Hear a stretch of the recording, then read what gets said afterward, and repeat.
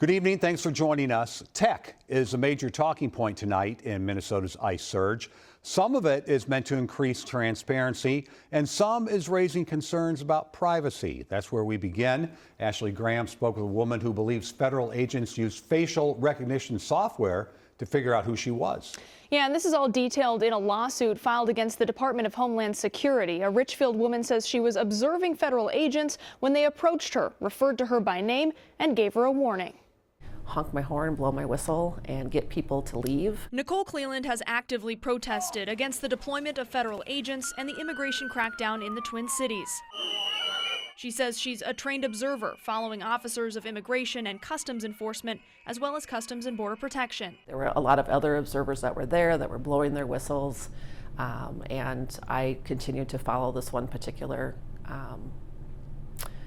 truck. Were you driving dangerously? Were you getting in the way of what these agents were doing? No, you can't. I mean, then you are breaking the law and you are giving them a right to say that you're interfering.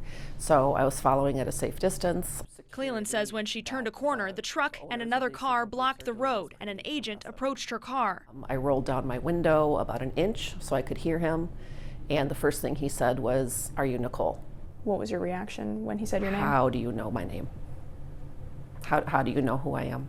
She says the Border Patrol agent gave her a warning that she was being recorded and told her to stop following. Facial recognition and that his body cam was on.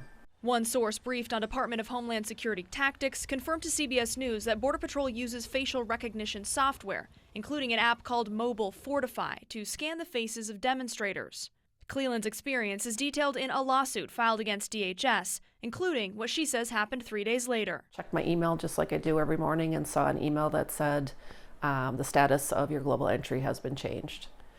And so I went and logged in to global entry, and it says right on the front, it says the date of 1/13/2026 revoked.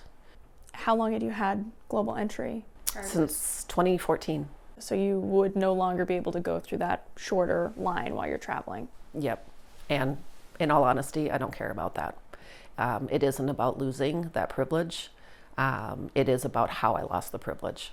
Just says, we regret to inform you that your membership in global entry has been... Cleland says she wasn't given a reason for her change in status and says it should have been active for 3 more years. In a sworn statement, she says, quote, "I am concerned that the revocation was the result of me following and observing the agents. This is intimidation and retaliation."